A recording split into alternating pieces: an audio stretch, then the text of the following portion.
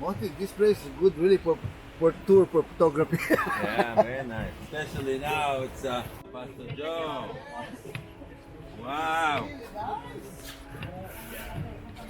Why? All the photographers. Wait. Monty will take a photo.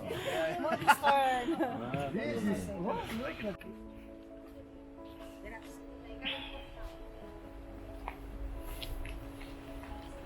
Pero idol na. In fact, we're gonna go there. Oh, really? We're gonna see where they... See what they're doing. Yeah. They're very strong animals.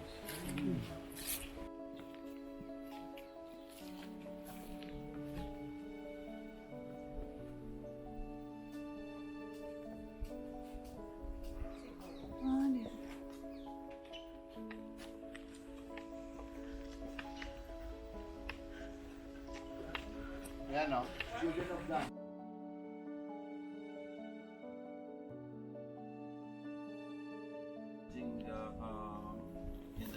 In the city gate, this was a symbolism of the authorities. So it all took place in the city gate, and also this is how they would control people who come in. Now, where the name then come from? So it's from the Old Testament, of course. The first time I think we hear about it is about Abraham, who chased the people who attacked his nephew all the way to here. And the Bible tells that he came as far as Dan. But at the time of Abraham, the name Dan did not exist. The place was a different name. But when the Bible would be completed or written later, so they used the word to describe a place that were known to the people at that time. But let me talk a little bit about the name Dan, where it came from. So when the Israelites crossed the Jordan River and actually came to this land, each tribe went to its place. And the tribe of Dan got a nice piece of land actually, and I'll show you the map. All right, let me have this. All right, now get closer. Oh, oops, you almost lost your guide. Oh, yeah. So we are right here, somewhere around here. Okay, can you see that? Mm. Dan is here. This is the tribe of Dan. That's where we are now. No, we are here. But the Dan got this territory a little bit south of Tel Aviv of today, in the mountains. The problem of this tribe was that this territory was Philistines. Philistines. These are people who came from the Mediterranean about the same time, pretty much, while the Israelites came from here. So Egypt is here, so they came all the way and eventually came through here. Mount Nebo is somewhere around here. This is this is when Moses said goodbye, and they crossed through where more or less where you're gonna come back from Jordan on Saturday. So you have one nation coming from one side, you have another nation coming from another side, and before you know it, there's a clash, because what they try to do is to push their way inland. These guys try to push their way toward the Mediterranean. And this is, people ask me about David and Goliath, if we're going to be there. So when we go south sometime next week, we'll pass through and maybe we'll have a time to stop to understand what happened there. So basically, you're talking about something happened about a little over 3,000 years when two nations or two group of people, tribes, fighting for the same country. Now, this is a very small country and a lot of desert. Everything from basically here to the south, from Jerusalem south, is all desert. So no one wants to go up here people want to go to places like this. So here we have this little tribe of Dan around here. Now, if you open the Bible, for example, the story of Samson, he was from this tribe. What happened was the tribe of Judah, which was probably the biggest tribe. See how big is this territory? This is the territory of Judah, except this is Shimon here. But they were up to here. They did not suffer from the Philistines. The tribe of Dan suffered from the Philistines. The tribe of Judah didn't want to upset the Philistines. So they actually put a lot of pressure on the tribe of Dan not to fight with the Philistines. Samson was very unhappy with that because he said, look, I'm trying to help my people, and the tribe of Judah don't care.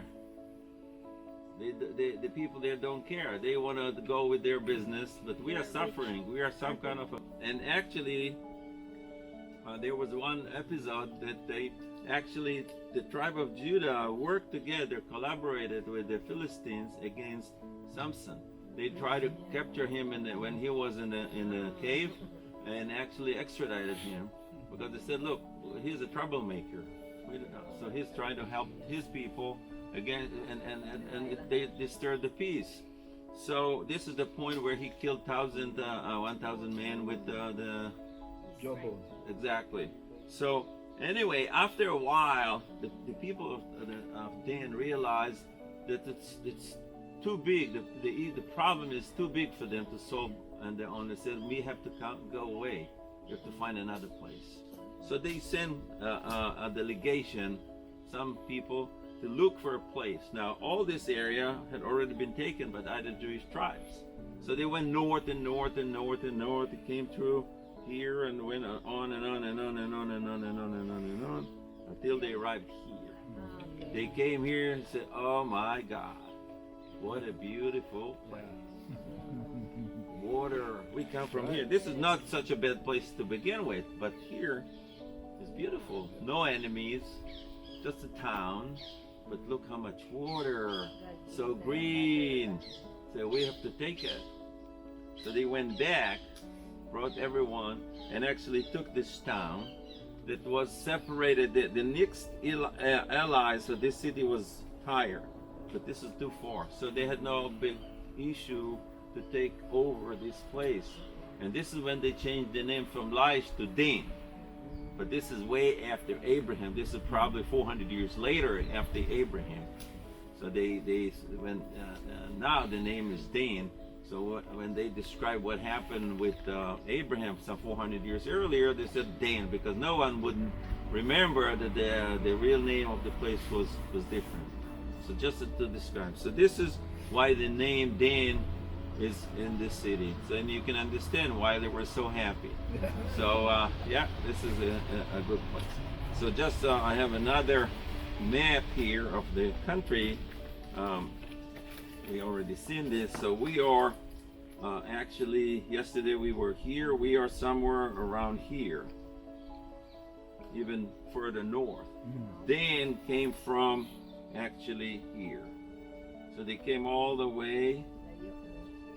And the Bible tells us a beautiful story how they arrived here and they took the city. So they went back. They okay guys, let's go. It's a beautiful place.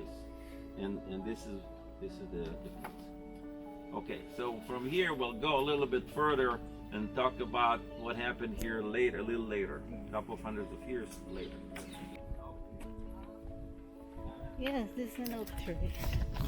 Oh, time. Oak tree.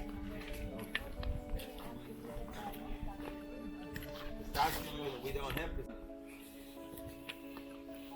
Slippery. Bumong-bumong. Oh, no, kagabi.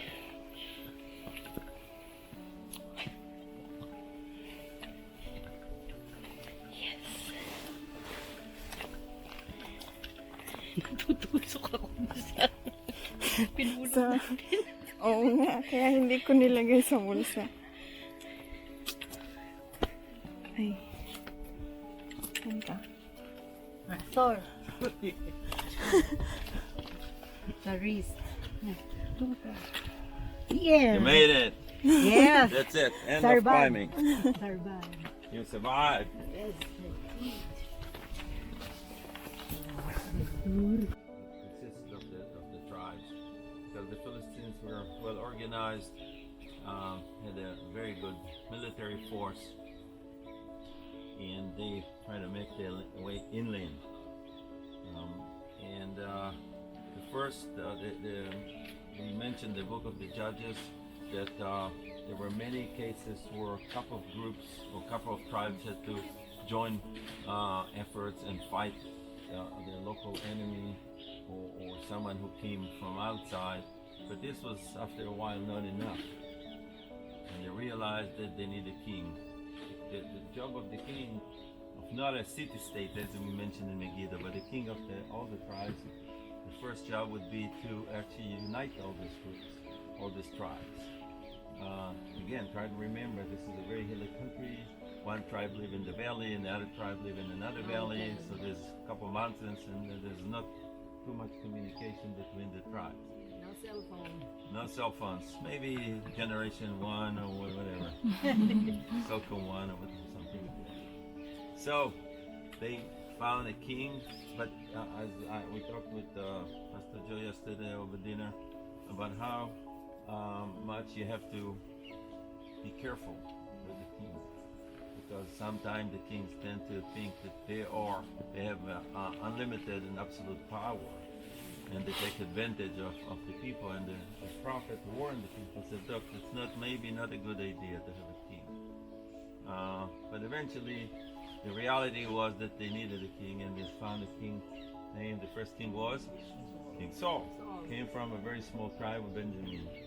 So probably they wanted to take someone who was very humbled, actually a simple person from a small tribe, and he was the first king. He didn't want a job, basically. And eventually he was the king, and the first thing was that he made some dramatic acts, very symbolic, to unite the groups, all the tribes together and create some kind of a nation. So most of his life, King Saul fought with the Philistines. I mean, of course, we remember the story with David and Goliath, and it took place in the battlefield. So, and we'll speak about it when we'll be at that area, that they were so afraid and from the Philistines, so nobody dared to go and to start a fight with them, and until David came. Anyway, this is the situation. So King Saul was the first, and then came King David, and then came King Solomon, of course. And Solomon built a temple, which we're going to talk about it when we'll be in Jerusalem. But when Solomon died, the country split between the two tribes in the south, Benjamin and Judea. So it's called Judea, and the rest called Israel.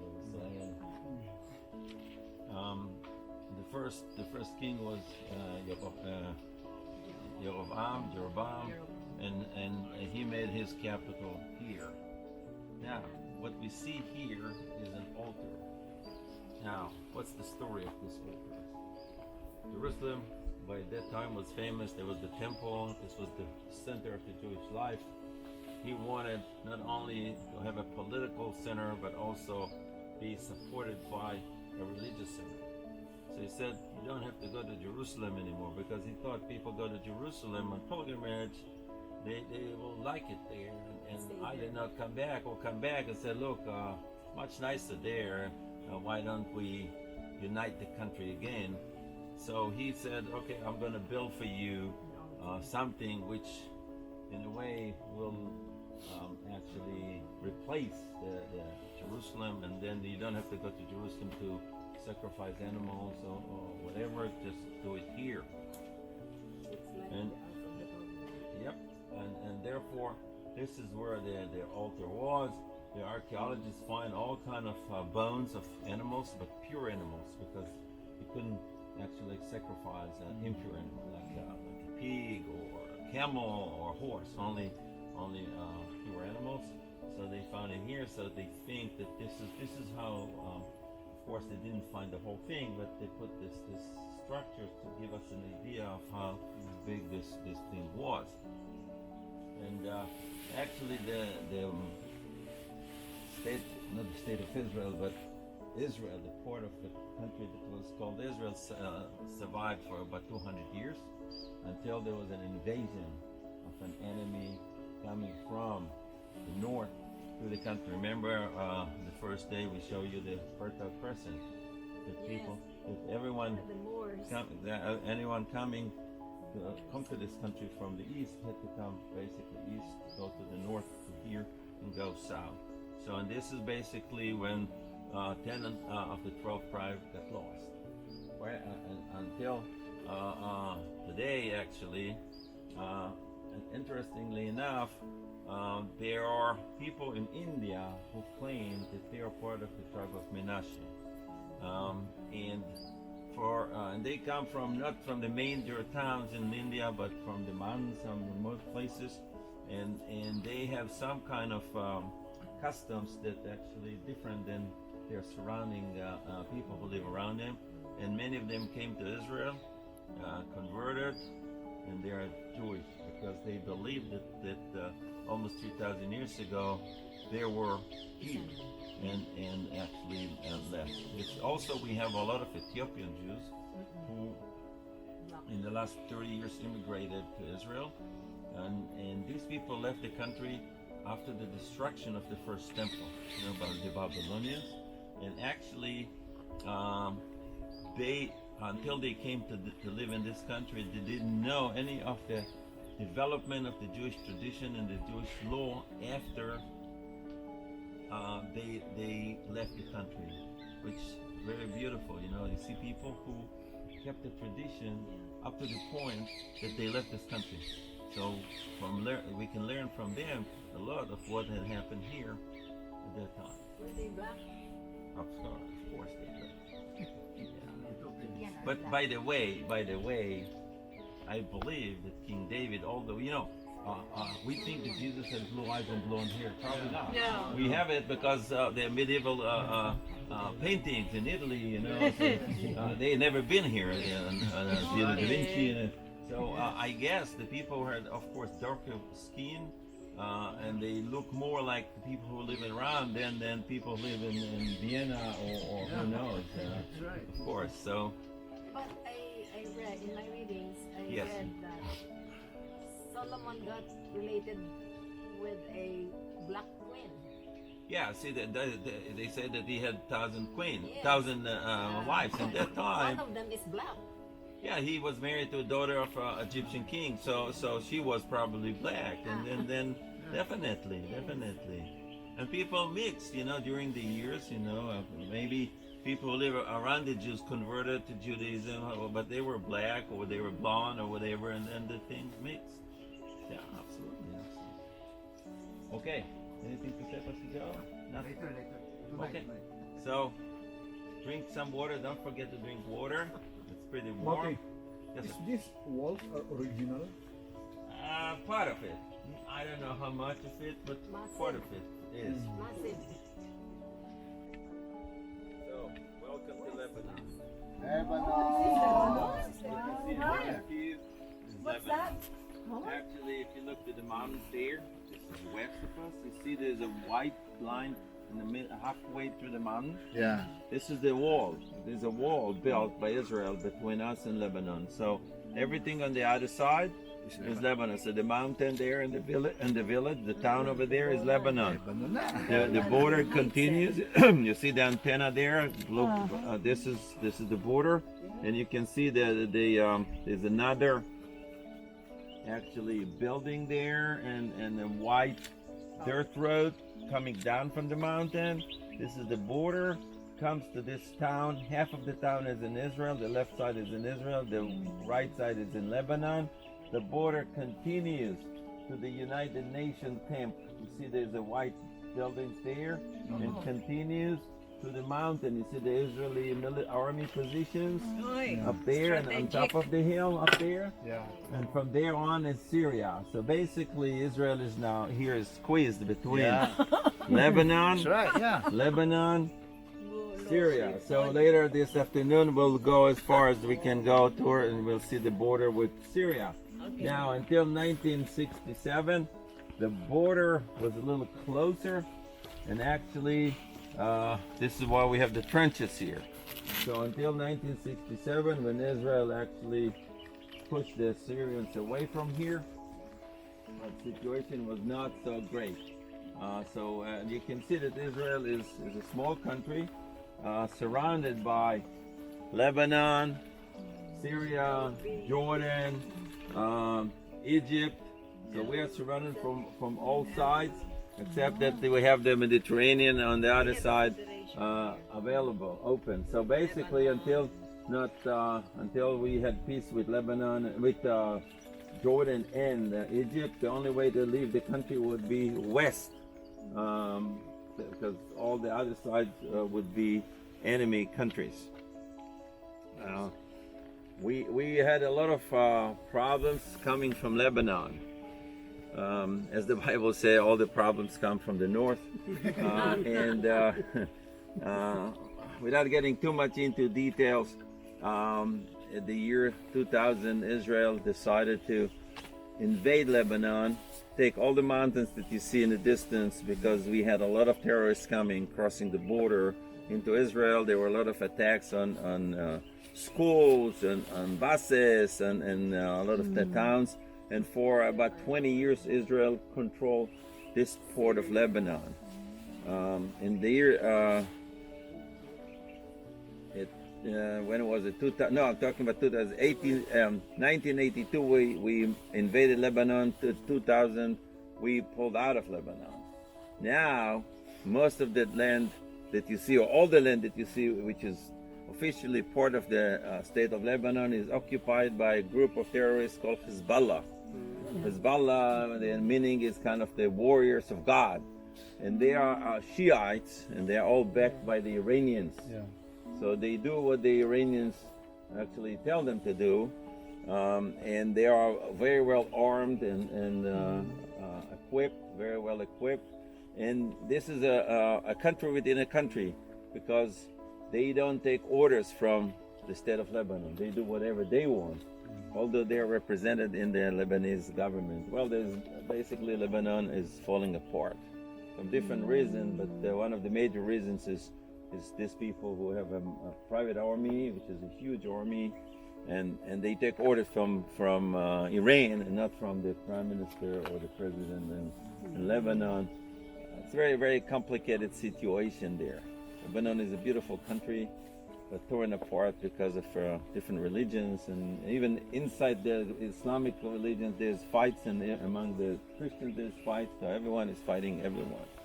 So Israel just wanted them to leave us alone, but it's not going to work because they don't accept the existence of the state of Israel.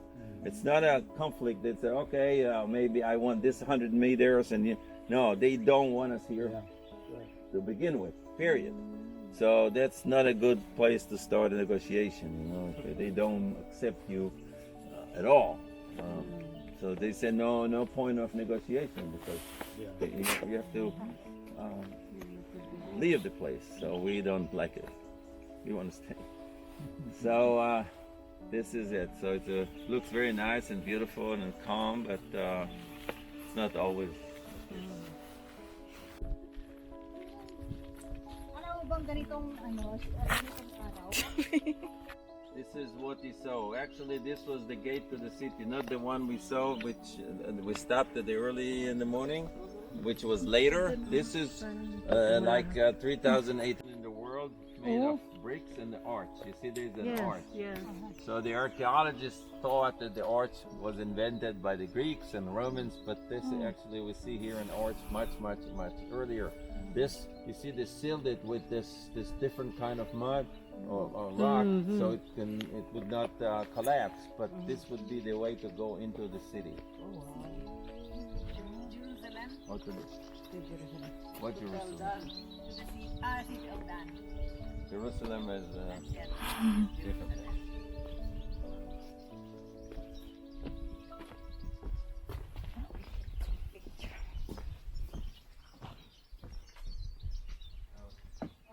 Take photos and